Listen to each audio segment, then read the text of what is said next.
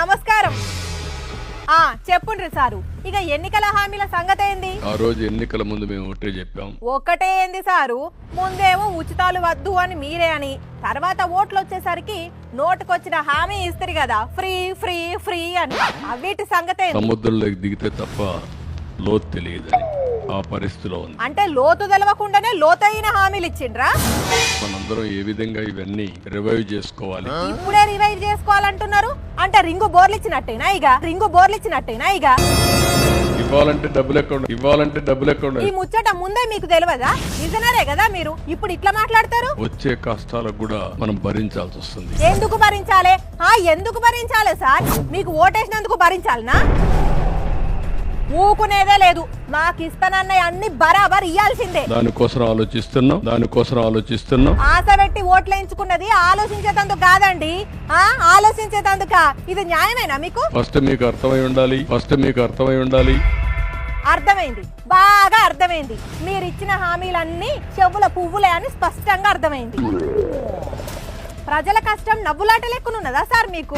మొన్నటి వరకు స్కూల్లో పౌష్టికాహారం తినే పిల్లలకు ఇప్పుడు మంచి భోజనమే పెడతలేరట. ఏం చేద్దామంటావు? ఏం చేద్దామని నన్ను అడుగుతారు? సీఎం మీరా నేనా? అయినా కేంద్రం అడిగి కావాల్సిన నిధులు తేవచ్చు కదా. ఇప్పుడు నేను ఢిల్లీకి వెళ్ళాను, అందరి మంత్రులను కలిశాను. ఇంకేందిగా ప్రాబ్లం సాల్వ్. 29 రాష్ట్రాలు ఒక రాష్ట్రాన్ని మొత్తం చేయలేదు. అన్ని రాష్ట్రాల్లో అధికారంలో ఉన్న పార్టీలు ఎన్డీఏలో లేవు కదా. మీరు ఎన్డీఏల భాగస్వామి, అంతకు మించి బీజేపీ తర్వాత ఎక్కువ సీట్లున్న పార్టీ. ఎన్డీఏలో భాగస్వాములుగా ఉన్న వాళ్ళకు కూడా ఇబ్బందులు ఉంటాయి. అక్కడ నితీష్ కుమార్ ప్రత్యేక హోదా కోసం పట్టుబడుతుంటే మీరేంది ఇట్లా మాట్లాడతారు? కావాల్సింది ఖచ్చితంగా కావాలి, రావాల్సింది బరాబర్ రావాల్సిందే అని ఫైట్ చేయొచ్చు కదా. అంతమంది ఎంపీలను ఇచ్చింది దేనికిగా?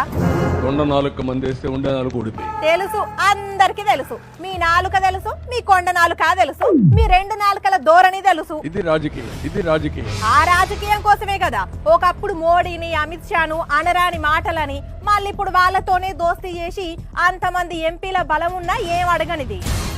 సరే గని ఎన్నికల ముందు ఇసుక ఫ్రీ అని చెప్పిండ్రు, ఇప్పుడేమో ఇసుక రీచ్ల దగ్గర ధరల ఫ్లెక్సీలు పెట్టిండ్రు. ఇదేనా మీ ఇసుకలో హామీలు?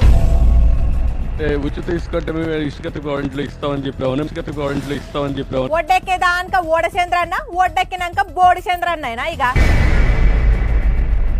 సరే ఇసుకను పక్కన పెట్టు, కరెంటు సంగతి ఏంది?